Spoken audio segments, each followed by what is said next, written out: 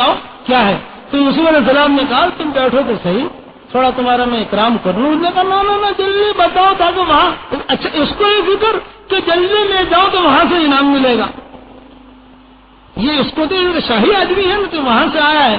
نہ حضرت جلدی بتا دو. تو یوسف علیہ السلام نے کہا میں تمہارے خواب کی تعبیر یہ ہے قال تزرعون 7 سنين دابا فما حصدتم فذروه في سنبله إلا قليلا مما تأكلون. یہ تعبیر تدبیر دونوں بتائی. ثم يأتي من بعد ذلك 7 شداد يأكلن ما قدمتم لهن إلا قليلا مما تحصنون ثم يأتي من بعد ذلك عام فيه يغاث الناس وفيه يعصرون.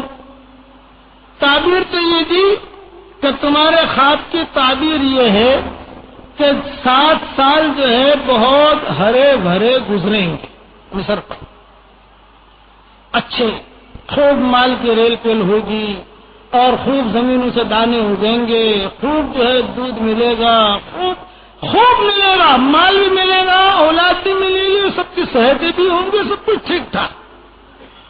لیکن اس کے بعد بھی جو 7 سال آئیں گے یہ بڑے کٹھن ہوں گے. اس لیے تعبیر یہ ہے کہ 7 سال تو بہت اچھے، بعد کے 7 سال بہت خراب. تو تدبیر یہ ہے کہ جو شروع کے 7 سال اچھے ہیں تو اللہ جب تمہیں مال بہت دے تو اس کو دلچسپیوں میں اڑا مت دینا، اس کو بچانا. اناج ملے، یہ ملے، اسے خوشوں میں رکھنا، سنبھال کے رکھنا. اس لیے کہ 7 سال جو ہے فقر و فاقہ کے آ رہے ہیں تو یہ مال اس وقت کام آئے گا. یہ تدبیر بتائی. اور پھر 7 موٹی تازی گائیں ہیں اور 7 دبلی پتلی گائیں ہیں. دبلی پتلی گائیں موٹی تازی گائوں کو کھا رہے ہیں. مطلب کہ 7 سال جو شروع کے ہیں اچھے یعنی ہرے بھرے، یہ موٹی تازی گائیں ہیں. اور 7 سال جو قحط سالی کے ہیں یہ دبلی پتلی گائیں ہیں. تو اس وقت میں وہی جو ہری بھرا جو مال بچایا ہے آپ نے، وہی مال تمہارا کام لگے گا. یہی دبلی پتلی گائیں موٹی تازی گائوں کو کھا رہی ہیں. یہ تدبیر یہ ہے کہ مال بچانا، مال اڑانا مت. اور پھر خوشخبری یہ ہے کہ اس کے بعد اللہ تعالیٰ مصر کے اوپر فتوحات کی آندھی لگا دے گا. آندھی برکت کی آندھی، خوب مال آئے گا، خوب ریل تیل ہوگی. لیکن یہ جو بیچ کا عرصہ ہے 7 سال کا، یہ بڑا خطرناک ہے. پہلے یہ خواب کی تعبیر. اب وہ بھاگا گیا اور جب وہاں پر گیا اور بادشاہ کو جا کر تعبیر دی تو بادشاہ نے کہا اتنا اچھا تعبیر دینے والا آدمی جیل میں، جاؤ بلاؤ اس کو جلدی سے. امر الملک اب بھاگا ہی آیا اور یوسف علیہ السلام سے کہا کہ حضرت چلیے شاہی فرمان آ گیا. یوسف علیہ السلام نے کہا نہ مجھے نکلنا نہیں ہے. حضور صلی اللہ علیہ وسلم یہاں فرماتے ہیں کہ اگر یوسف کی جگہ میں ہوتا تو دوڑ کر دروازے پر پہنچ جاتا. حضور صلی اللہ علیہ وسلم نے فرمایا صحابہ سے، صحیح حدیثوں میں آتا ہے کہ یوسف کی جگہ میں ہوتا نا تو دوڑ کے دروازے پر پہنچ جاتا. یہ جملے حدیث کی کہ میں کچھ نہیں، لیکن وہ صبر و تحمل کا مالک بڑھ ہوئے کہ صبر و تحمل کا اونچا آدمی. اس نے کہا نہ میں آؤں نکلوں گا اس شرط پر کہ پہلے ذرا تحقیق ہو جاوے مجھے جیل میں کیوں بند کیا تھا. یہ تحقیق کرو کہ مجھے میں جیل میں کیوں آیا، کیا ریزن. اور وہ عورتوں والا جو قصہ ہے اس کی بھی تحقیق ہونی چاہیے کیونکہ میں اللہ کا نبی ہوں اور مجھ پر تہمت آتی رہی.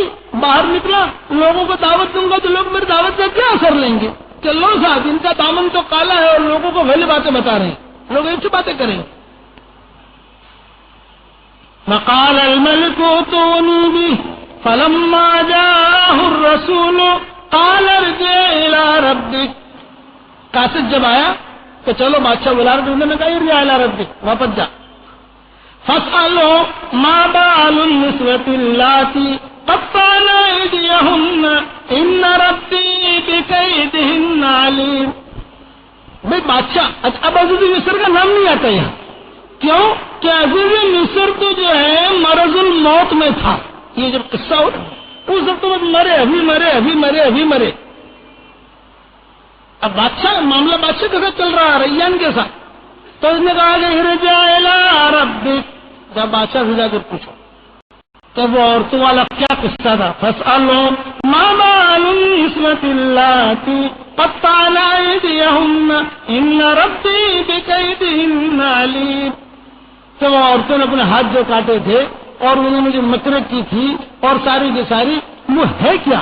قال ما خطبكن إذ راوتن يوسف عن نفسه قلنا حاش لله ما علمنا عليه من سوء.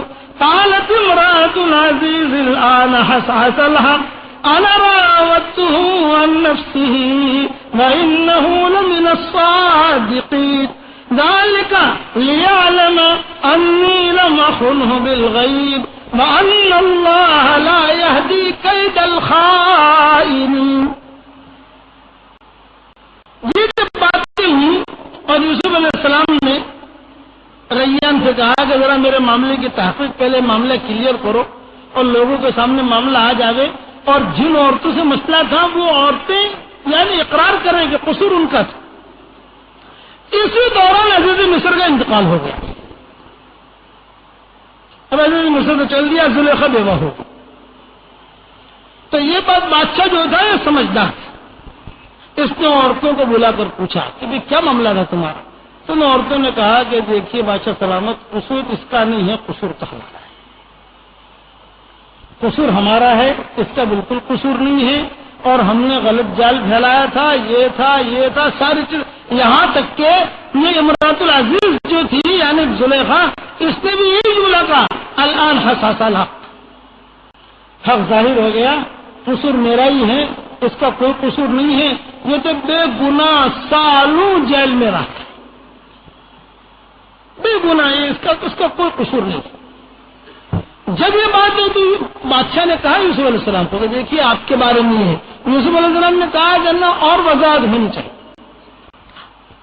تو بادشاہ نے بات کتابوں میں یہ ہے کہ بادشاہ خود آیا یوسف علیہ السلام کے پاس اور آ کر کہا کہ دیکھو قصور ہو گیا، یہ عورتیں معافی مانگ رہی ہیں اور یہ کہہ رہی ہیں، اقرار بھی کر رہی ہیں اپنے گناہ کا، اور چپکے